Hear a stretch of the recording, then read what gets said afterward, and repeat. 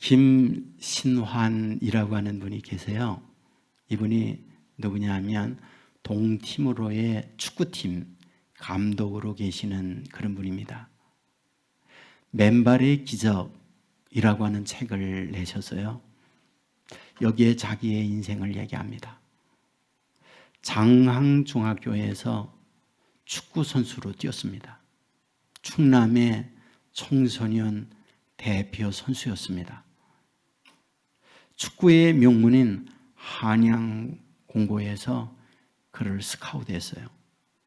축구를 잘하기 때문에 졸업과 함께 현대 실업팀에 들어가서 30살 될 때까지 선수 생활을 합니다.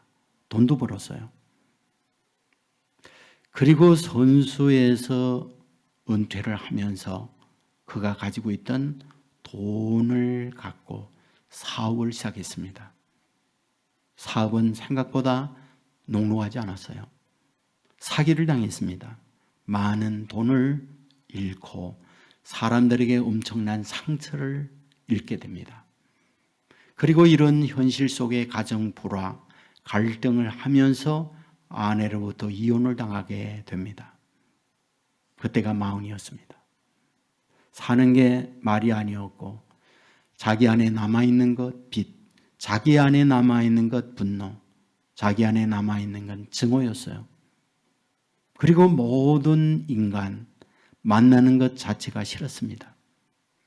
자기를 모르는 아주 먼 곳에 가서 차라리 삶을 막아내는 게 좋겠다, 이런 생각을 가지고 동티모로라는 곳을 가게 됩니다. 동티모로는 어떤 곳이냐? 인도네시아에서 최근에 독립한 아주 작은 섬나라예요. 인구가 100여만 명 됩니다. 인천시 인구가 300만이기 때문에 3분의 1 정도가 되어지는 자그마한 나라예요. 그곳에 갔을 때 처음 느낀 것, 너무 가난하구나, 사는 게 말이 아니로구나, 이런 생각을 갖게 된 거죠. 왜? 경제적 어려움이 너무 힘들기 때문에 신발 없이 사는 이들이 많았고, 아이들이 공차기를 하는데 공이 없어요. 나무 뿌리를 엮어서 공처럼 만들고, 신발이 없어요. 그리하여 맨발로 그 나무 뿌리를 차는 걸 봅니다. 김신환 이분은 그들과 비교해 보았을 때 자기는 너무 행복한 위치에 있는 거예요. 그런데 그들은 밝고 신나게 인생을 삽니다. 그 마음속에 어떤 보이지 아니하는 에너지가 활성화되기 시작해요. 내가 이들에게 내가 할 수 있는 거, 공차기 하는 거 돕을 수 있지 않을까? 그리고는 그들과 어울리면서 그들에게 자기의 갖고 있는 축구의 실력들, 기술들을 알려주기 시작해요. 그러면서 한 선수 그룹을 만들게 됩니다. 그 팀에 소속되어 있는 아이들은 멀리는 10km, 그리고는 대부분이 5km가 먹는 그 먼 길에서 맨발로 공차기와요 모이는 거예요. 그리고 그 아이들을 공부시키고 훈련을 시키면서 히로시마에 32개국이 선수들이 뛰는 거기에 와가지고 최고의 우승, 바로 김신환 감독이 이끄는 동티모로 팀이 우승을 하게 됐던 거죠. 놀랐습니다. 가진 것이 없는 그들에게 이런 실력을 가졌다니 찬사를 보냈어요. 그 이후에 아시안 청소년 16강에 김신환 이 감독이 이끄는 동티모로 팀이 올라가게 돼요. 절망과 낙심에 있던 동티모로 국민들에게 희망이었어요. 그리고 그들 마음속에 아주 신나는 마음의 생각들을 불어넣었던 거죠. 바로 이러한 그에게 훈장도 주게 되었고, 여기에 이분은 새롭게 희망을 갖고 인생의 출발을 하게 되었다는 것이 이 책의 내용이에요. 이 책의 내용을 근거해서 맨발의 기적이라고 하는 영화도 만들어 냈던 거죠. 오늘 이 땅 위에 사는 날 동안 삶의 과정은 다 달라요. 하는 일마다 잘 되는 사람이 있는가 하면 하는 일마다 안 되어 무릎 꿇게 하는 어려운 시련에 있는 사람들도 있어요. 그런데 그들에게 어떤 희망을 갖는다는 것, 내일을 바라보며 오늘을 견뎌낸다는 것, 그건 어마어마한 축복이 아닌가요? 예수 믿는다는 게 무엇일까요? 그것은 희망의 사람으로 살아간다는 걸 말씀하고 있다, 이렇게 봅니다. 왜? 성경이 희망을 말씀을 하고 있기 때문인 거죠. 여러분, 창세기를 보십시오. 1장 1절에 보면 하나님이 천지를 창조하시니라 이렇게 기록합니다. 그런데 2절에 보면 땅이 혼돈하고 땅이 흑암으로 가득 차 있고 땅이 희망이 없는 공허한 상태라고 기록하고 있어요. 그런데 3절로 넘어오면 하나님이 빛이 있으라 하고 창조가 시작됩니다. 무엇을 뜻합니까? 공허합니다. 흑암이 가득 차 있습니다. 혼돈이 있습니다. 절망이라는 말이죠. 그런데 빛이 있어라, 그 절망하는 이 땅 위에 희망을 부어 넣는 것, 그게 성경 시작이에요. 여러분, 사람을 하나님이 만들었어요. 선악을 알게 하는 열매를 먹는 날에 죽는다고 했어요. 그 말씀을 어기고 선악을 알게 하는 열매를 먹습니다. 그런데 성경은 어떻게 말하고 있습니까? 이러한 인간에게 여자의 후손을 보내 너희들을 살리게 하겠다라고 말씀해요. 여자의 후손 메시아죠. 예수님이 와서 너희를 살리게 하겠다. 희망을 말하고 있는 거죠. 출애굽기로 넘어와요. 출애굽기는 이스라엘 백성이 400년 동안 이집트의 의가 고통받고 있는 걸 말해요. 그런데 누가? 모세가 등장합니다. 어떤 인물일까요? 부모에게 버림받고 자기 동족에게 버림받고 자기의 양어머니 바로의 공주로부터 버림을 받아요. 도망자가 되어 미디안 광야에서 80세까지 지냅니다. 절망에 희망이 없어요. 자기의 장인을 위하여 머슴살이 노동을 하는 것, 그게 모세입니다. 양 한 마리 자기의 소유가 없어요. 이러한 모세에게 하나님이 찾아옵니다. 모세야, 모세야, 내가 전 것은 거룩한 땅이니 내 발의 신을 벗어라. 그리고 하는 말씀, 고통하고 있는 내 백성을 이끌어내라. 내가 너와 함께 할게.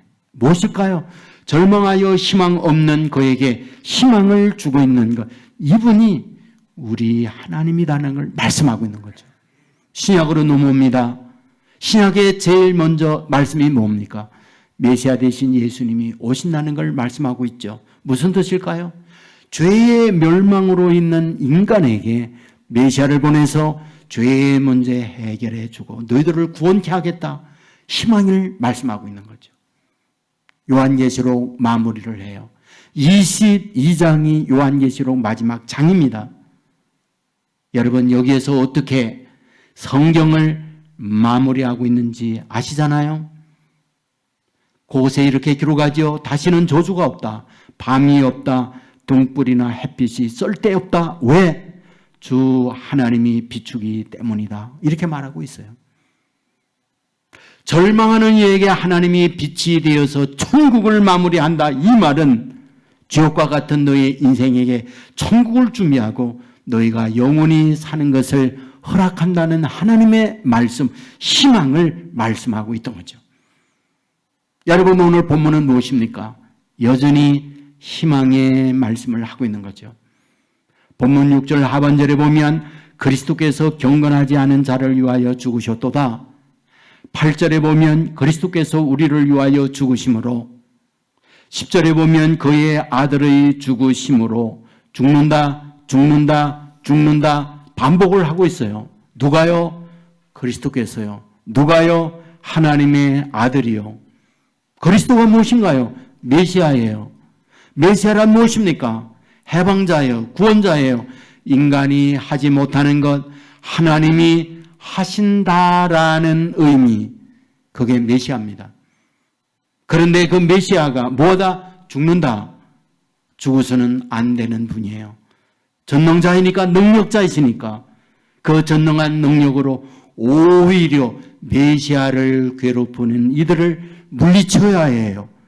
그런데 성경은 그분이 죽는다는 거예요. 또 그분이 누구? 하나님의 아들이라고 말씀하고 있어요. 하나님의 아들이란 무엇입니까? 전능한 분의 아들이라는 거예요. 여러분, 우리가 살면서 돈이 있고 권세가 있으면 자기 아들, 딸들에 대하여 어떤가요? 실력이 없지만 자기의 백으로 대학 들어가도록 돕는 게 부모예요. 여러분, 아들이 군대 가서 고생한다.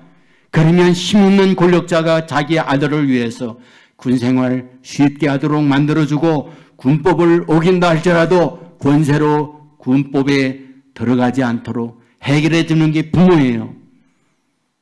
여러분, 그렇다면 전능하신 하나님께서 자기의 아들이 이 땅에 와서 살아가게 되어질 때 어려움과 고통을 겪어요. 그렇다면 그분께서 그 모든 어려움들을 막아줘야 되는 게 아니겠어요? 그런데 성경은 뭘 말하고 있습니까? 이와 같이 그리스도입니다. 이와 같이 하나님의 아들입니다. 그런데 그분을 죽음으로 내몰고 있다. 왜입니다. 본문은 말하고 있죠. 사랑하기 때문이다. 본문 8절 하반절에 보면 하나님께서 우리에 대한 자기의 사랑을 확정하셨느니라. 무슨 말일까요? 사랑의 증표를 하나님이 우리를 위하여 보여주었다, 그 말이에요. 남녀가 연애해요. 서로 사랑합니다. 사랑한다는 말은 무슨 말이에요? 내 사랑의 증거를 대상에게 허락한다, 그 말이에요. 시간도 냅니다. 돈도 쓸 줄 압니다. 양보도 할 줄 압니다. 왜요? 사랑하니까. 하나님께서 저와 여러분을 사랑합니다. 그 사랑의 증거를 우리에게 보여주었어요. 뭐를? 메시아 그리스도를 죽게 했다. 누구를? 하나님의 아들 예수 그리스도를 죽음으로 내주었다. 이게 하나님께서 저와 여러분을 향하여 사랑한 증표다라고 본문은 말하고 있는 거예요. 문제는 무엇입니까? 그 사랑의 증표를 보여주고 있는 대상이요. 어떤 일을 위하여 그 사랑을 보여주고 있느냐라는 거예요. 누구를 위하여?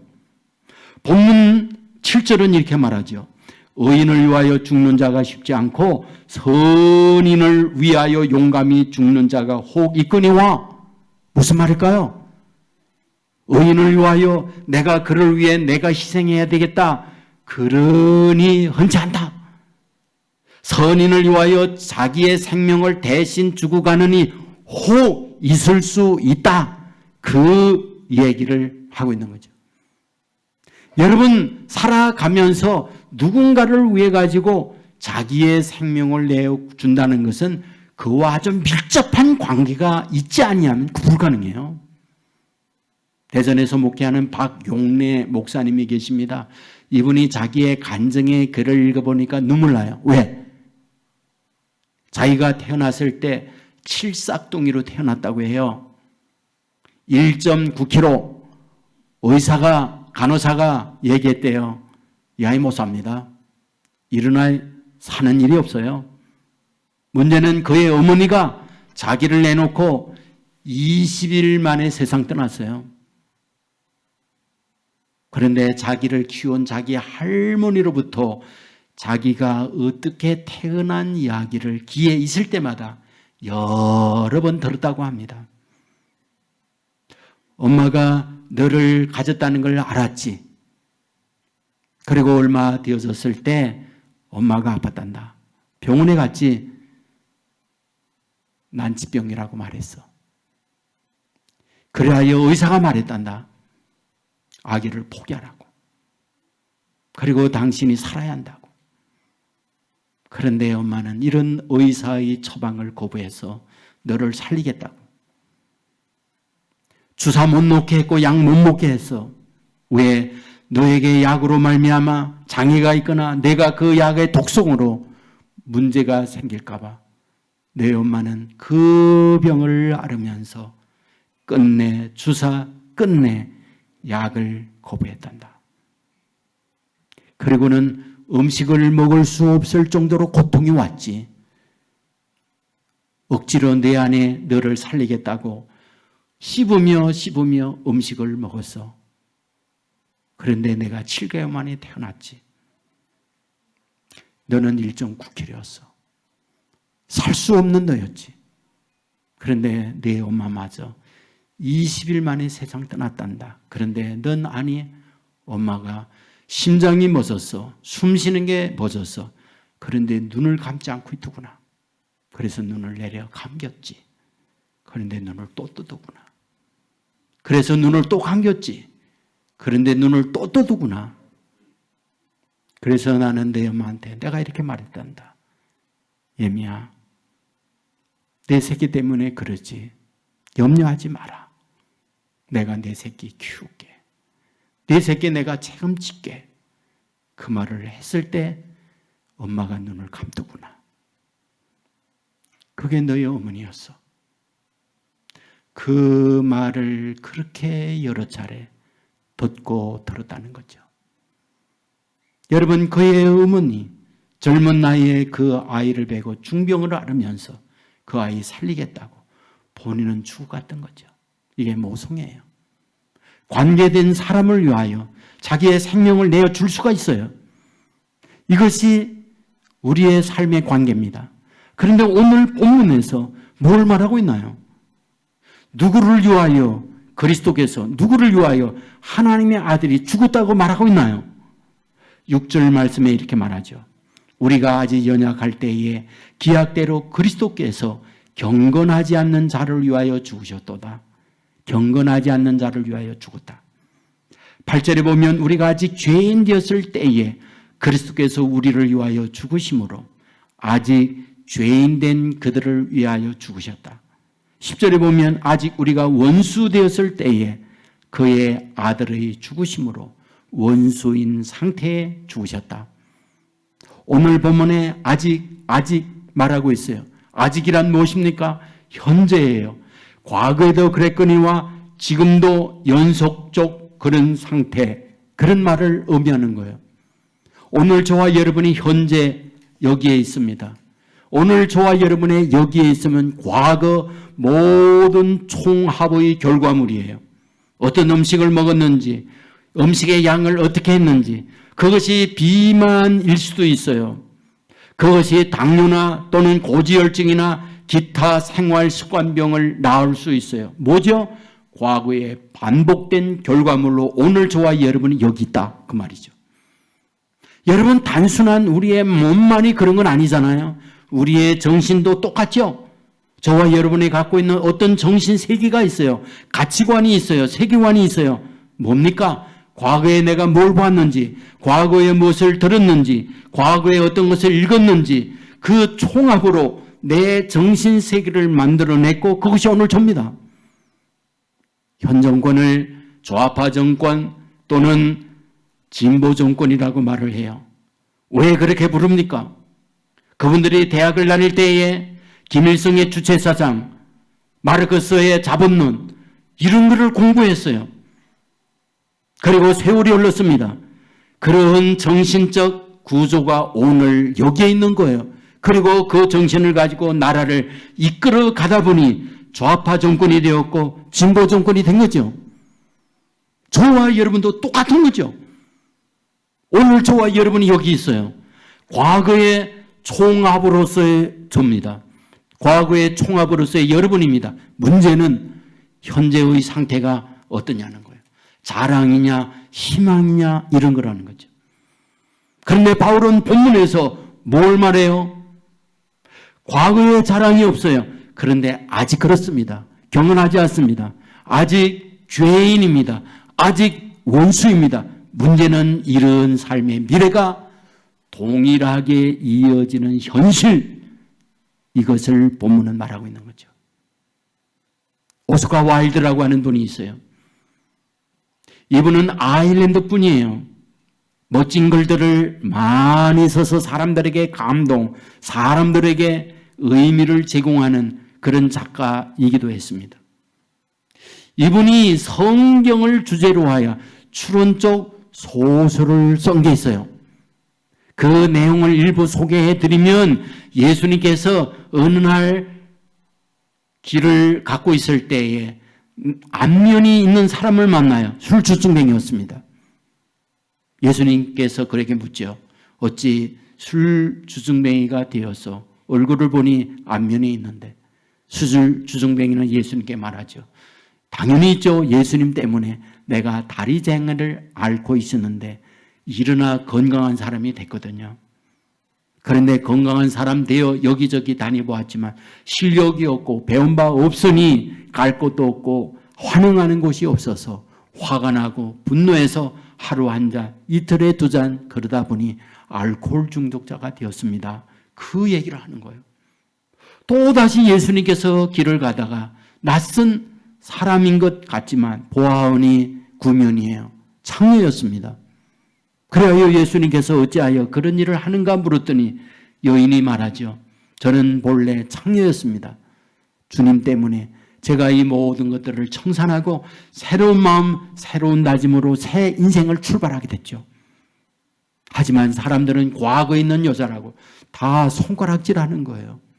나는 그 어디에도 기쁨으로 속하여 있을 수 없고 외롭게 늘 혼자 살아야 했어요. 그런데 먹고 사는 게 힘들잖아요. 하는 수 없이 또 옛 창녀 굴로 들어가서 삽니다. 그 말을 하는 거예요. 또다시 주님께서 길을 가다가 조폭을 만나요. 문신이 되어 있는 끔찍한 그런 험악한 사람이었죠. 안면이 있어요. 그들은 어찌하여 이렇게 조폭 생활이 하는가? 그때 그는 말합니다. 저는 본래 시각장애인이었습니다. 앞을 보지 못했어요. 그런데 당신께서 제 눈을 뜨게 해주었죠. 그런데 눈을 떴을 때 얼마나 감사하고 환희가 넘치는지 찬양하고 기쁨의 삶을 살아갔습니다. 하지만 눈 뜨고 보니까 눈 뜨고 못 볼 인간들이 많더라고요. 더럽고 치사하고 부정하고 이런 인간들 그대로 둬서는 안 되겠다. 그리하여 그들에게 주먹을 날리기 시작했죠. 그러다 보니 이 조폭 세계에 깡패가 되어졌습니다. 그 얘기를 하는 거죠. 여러분, 이것은 단편이지만 우리에게 주어지는 의미가 있잖아요. 의미가 무엇입니까? 주님의 은혜를 받고 다시금 옛길로 간다 할지라도 다시 찾아가시는 주님, 현재 내가 그런 상태에 있다 할지라도 나는 너를 포기하지 아니하고 나는 너와 함께 하겠다고 하는 그 부분을 보여주는 말씀이라는 거예요. 여기에 연약하다 이 말은 헬라어에 보면 소망이 없는 자 이런 뜻을 갖고 있어요. 경건하지 않다 이 말은 하나님 없이 내 마음대로 내 인간의 감정대로 살아가는 존재 이런 뜻이에요. 아직 죄인인 상태의 이 말은 동물, 짐승과 같이 사는 내 인생이다 그런 말이에요.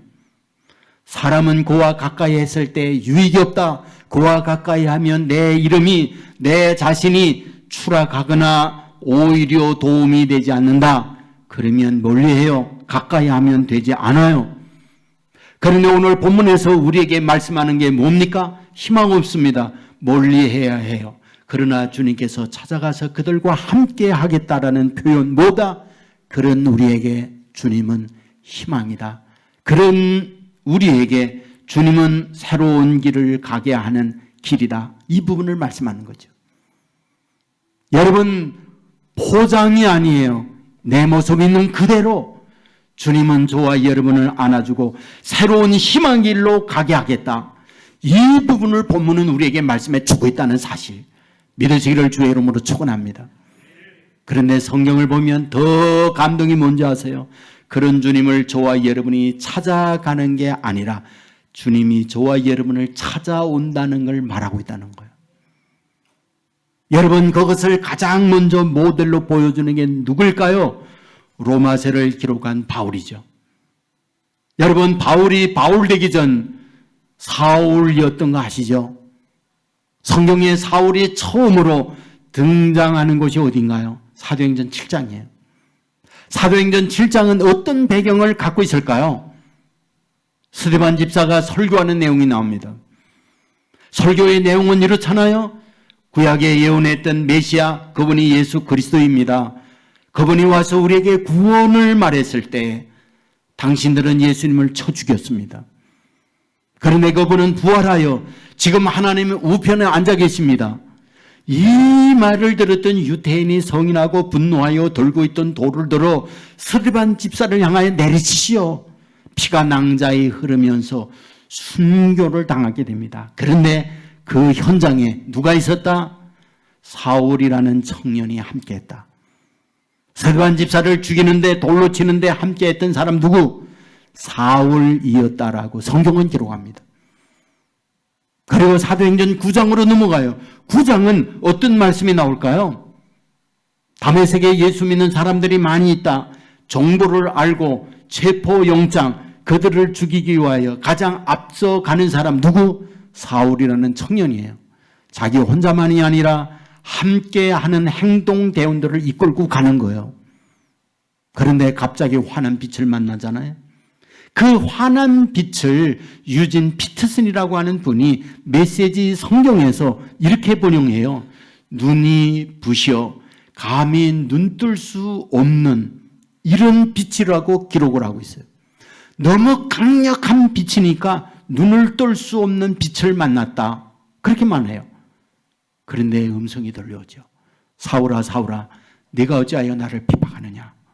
주여 누구십니까? 나는 내가 핍박하는 예수다. 그리고 이어서 하는 말이 뭔지 아세요? 너는 나의 택한 그릇이라고 얘기해요. 너는 내 택한 그릇이라고요. 언제요? 언제요? 스데반 집사 죽이는데 앞장섰을 그때요. 언제요? 지금 다메섹에 예수 믿는 사람들이 있다. 그들을 스데반처럼 죽이려고 앞장서서 가고 있는 이 사울에게 주님이 나타나서 그 말씀이에요. 이해가 안 되죠. 오히려 반대하고 자기의 따르는 제자들, 예수 믿는 사람을 위하여 박해하는 그들을 예수님이 나서서 막고 그런 대적자, 그런 일을 심판해야만 되는 게 아닌가요? 그런데 오히려 주님은 찾아갔어요. 그리고 만나 주었어요. 그리고 말씀하는 거죠. 너는 내 택한 그릇이라고요. 이것이 바로 예수님께서 우리를 향하여 찾아오는 모습이었다는 거예요. 사랑받을 수 없는 우리를 이와 같이 해주신다는 거예요. 사실은 성경을 보면 다 그와 같이 되어 있어요. 여러분, 아담하와가 선악을 알게 하는 열매를 먹습니다. 하나님이 먹지 말라는 말씀을 거부하고 불순종해요. 그들은 눈이 밝아 부끄러운 것을 보면서 치마로 앞치마를 나뭇잎으로 치마를 만들어 도망을 가 숨었어요. 그때 하나님께서 말씀하죠. 아담아 아담아 내가 어디 있느냐? 무슨 뜻입니까? 아담이 어디 숨어 있는지 모르기 때문에 아담을 부르고 있습니까? 아니죠. 내가 범죄했지만 나는 너를 포기하지 않고 찾아온다는 걸 보여주는 말씀이잖아요. 여러분, 나뭇잎의 치마는 말라버려요. 하나님께서 가죽옷을 지어 입힙니다. 무슨 뜻일까요? 가죽을 가지고 있는 동물이 널 위하여 죽는다. 그걸 말하죠. 이것은 예수 그리스도가 너를 위하여 죽는다고 하는 영적인 의미로서의 사실을 그 말씀에서 보여주고 있는 거잖아요. 찾아와서 그에게 희망을 주시는 하나님인 걸 성경은 말하고 있잖아요. 출애굽기에도 똑같죠. 여러분, 모세를 향하여 찾아오시는 그분을 보세요. 80세가 되었을 때 무슨 희망이 있나요? 아무것도 없어요. 그런데 하나님이 그에게 찾아와서 그에게 새로운 희망을 주고 있는 것, 그것이 우리 하나님의 모습이라는 거죠. 저는 목회를 하면서 새벽 기도는 할 수만 있으면 꼭 제가 하려고 해요. 왜? 저를 위해서요. 제가 다른 목사님들이 새벽 기도하면 저도 새벽에 제끼고 싶은 마음이 있어요. 핑계김에 그냥 자자. 그럴 때 꽤 있어요. 그런데 제가 인도하면 어쩔 수 없이 싫어도 와야 해요. 헛둘을 해서 새벽기도가 저를 새벽기도 하도록 끌고 오는 거죠. 그래서 제가 새벽기도를 하는 거죠. 자, 그런데 저는 지금까지 변함없이 하는 게 있어요. 오늘은 창세기 1장, 내일은 창세기 2장, 그리고 요한계시록 20장까지 갔다가 또다시 창세기 1장, 이것이 지금까지 반복하고 있는 새벽기도에 인도하는 제 방법이었어요. 지난 주간에 열왕기하 16장의 말씀까지 보았어요. 그런데 그곳에 누가 등장하느냐? 유다의 왕 12대 유다의 왕 아하스가 등장해요.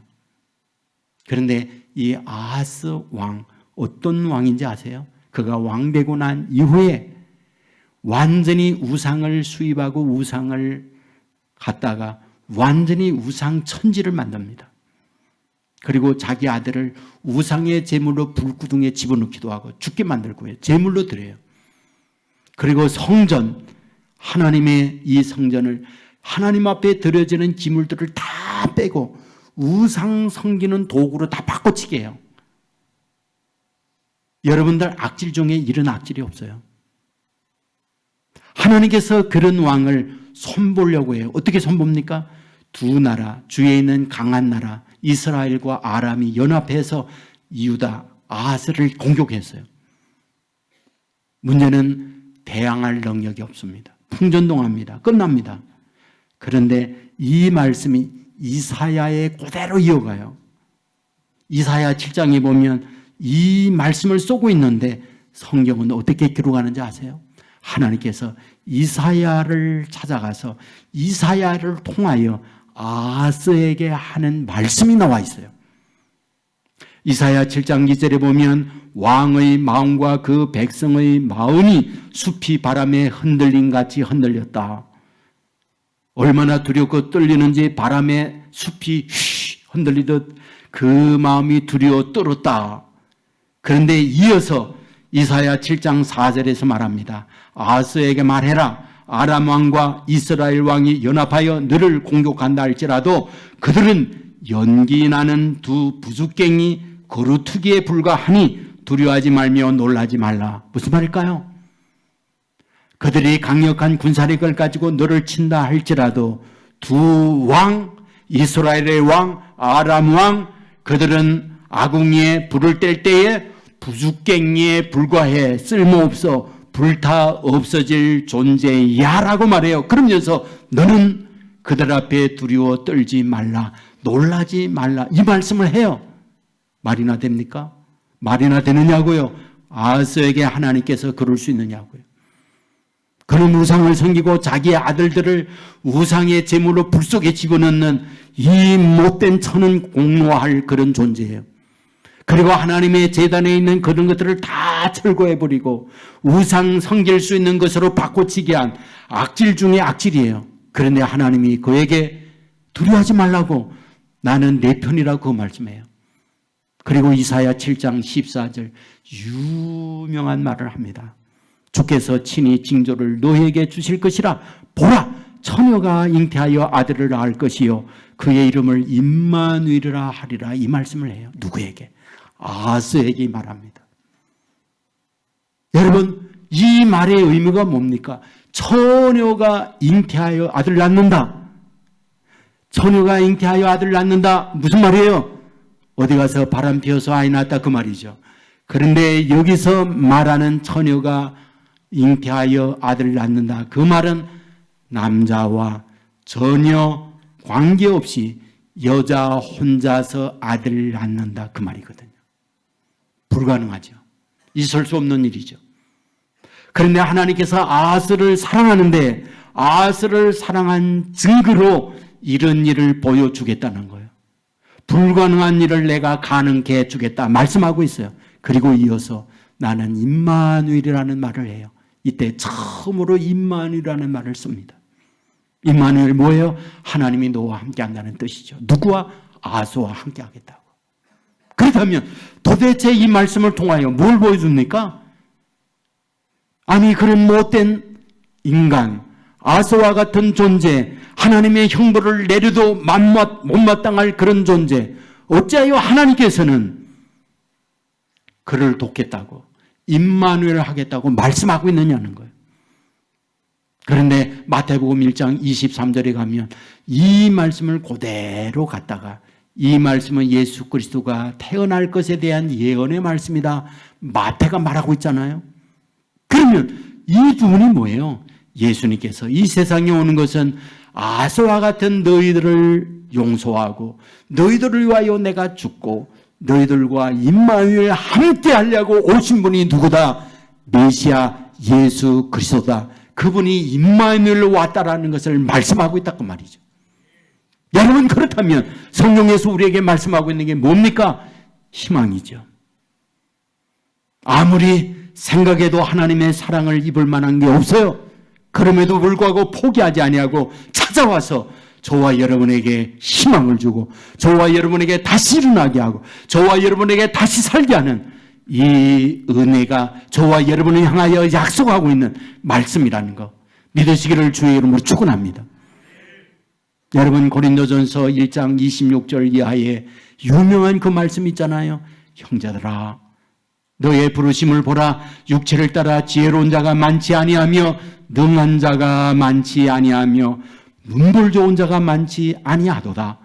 그러나 하나님께서 세상에 미련한 것들을 택하사 지혜 있는 자들을 부끄럽게 하려 하시고 세상에 약한 것들을 택하사 강한 것들을 부끄럽게 하려 하시며 하나님께서 세상에 천한 것들과 멸시받는 것들과 없는 것들을 택하사 있는 것들을 폐하려 하시나니 얼마나 큰 위로가 됩니까?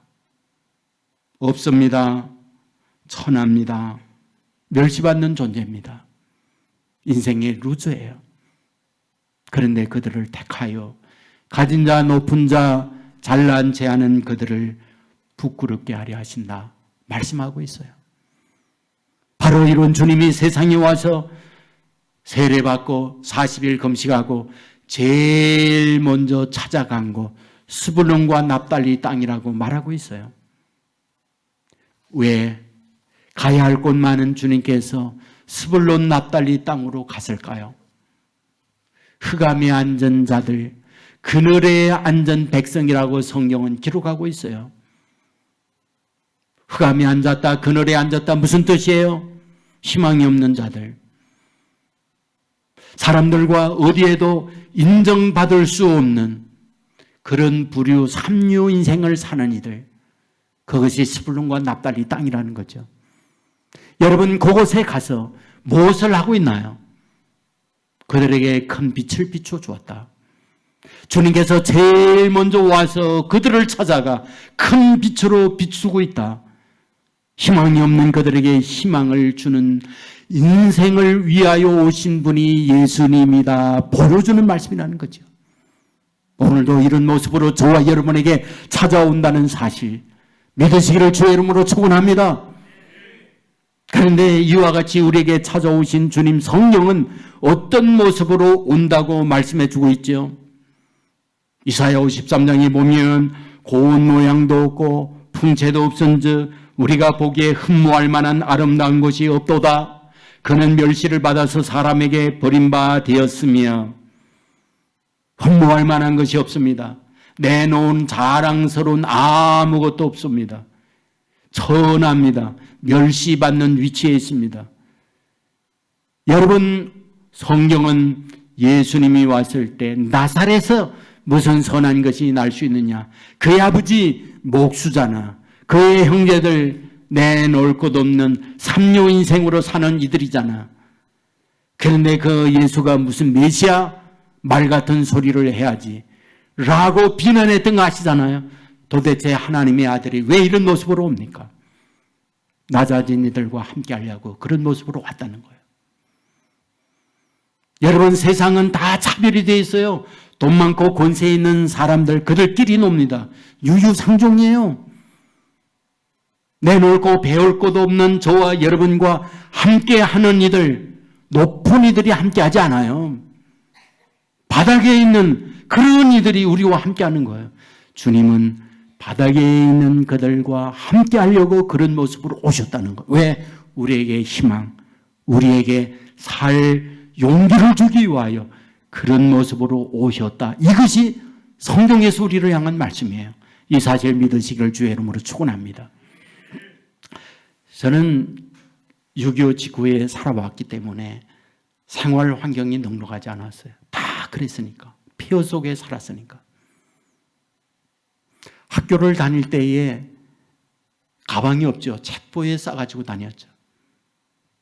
그리고 왜 그때는 말이죠. 물은 있었는데 왜 안 닦았는지 모르겠어요. 참 안 닦았어요. 그래서 우리 아이들을 보면 머리에 닦지 않으니까 이 때가 이렇게 더덕으로 붙어 있는 그런 아이들 꽤 많았어요. 그리고 겨울 지날 때 이 손에 때가 묻으면 아세요? 이 살이 갈라진다는 거. 갈라서 피 흘린다는 거 아세요? 예, 노춘되다 그 말이에요. 예, 그런 모습으로 우리는 살았어요. 그리고 학교에 제 기억에 집에 와서 공부했던 기억이 없어요. 죄송한데. 가방 싸가지고 왔다가 다음날 그 가방 가지고 갔고. 숙제 그런 거 몰랐어요. 그냥 벌쓰고 매 맞는 게 익숙해 있었어요. 선생님들이 무서웠어요. 학교 가는 게 싫었어요. 초등학교 4학년 되어졌을 때 새로이 온 선생님, 신계옥 선생님, 여자분이었어요. 그런데 그 선생님은 아이들 하나하나 지금으로 말하면 상담이에요. 제 차례가 돼서 상담했어요. 그 당시 칫솔이 없었거든요. 그래가지고 소금을 인이겨서 소금으로 이렇게 이를 닦고 그랬죠. 그러니까 이가 누라죠. 그때는 꼬치지하죠. 옷은 정말 꽃제비와 같이 남루한 모습을 입고 다니는 거죠. 당시 다 그러니까. 그런데 선생님이 무슨 말을 했는지 아무것도 기억나지 않아요. 지금까지 생생하게 기억나는 것. 제 손을 잡아주었죠. 부숫기만 생각했던 그 선생님이 손을 잡아주었어요. 그리고 저를 어깨에 손을 얹고 두드려주면서 아이고 용택이구나 이런 말을 했던 기억이 있어요. 저는 그때 그 따뜻하게 제 마음을 움직였던 그것 지금도 잊히질 않아요. 꼬지지합니다. 돈 없습니다. 공부 못합니다. 루즈예요. 사람들에게 버림당해요. 그런데 선생님은 그런 저를 안아주었어요. 그리고 저를 인정해 주었어요. 지금 생각합니다. 교회 다니는 선생님이었는데 주님이 저분을 통하여 주님이 찾아왔구나. 인생의 삶이 그렇다고 저는 봐요. 아직 죄인입니다. 경건하지 않아요. 사람들에게 버림당해야 마땅해요. 그런데 와서 찾아와 우리를 사랑한다고 품어주세요. 그리고 얘기해. 내 생명 너를 위해서 내어주겠다고. 그것이 십자가였어요. 이 은혜를 받는 것, 이게 예수 믿는 거예요. 이것이 오늘 저와 여러분에게 희망이에요.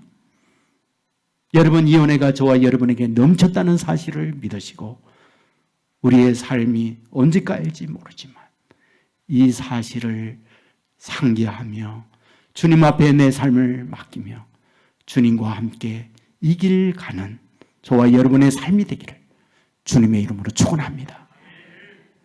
우리 모두 자리에서 일어나겠습니다. 뜻을 생각하면서 같이 찬양하겠습니다.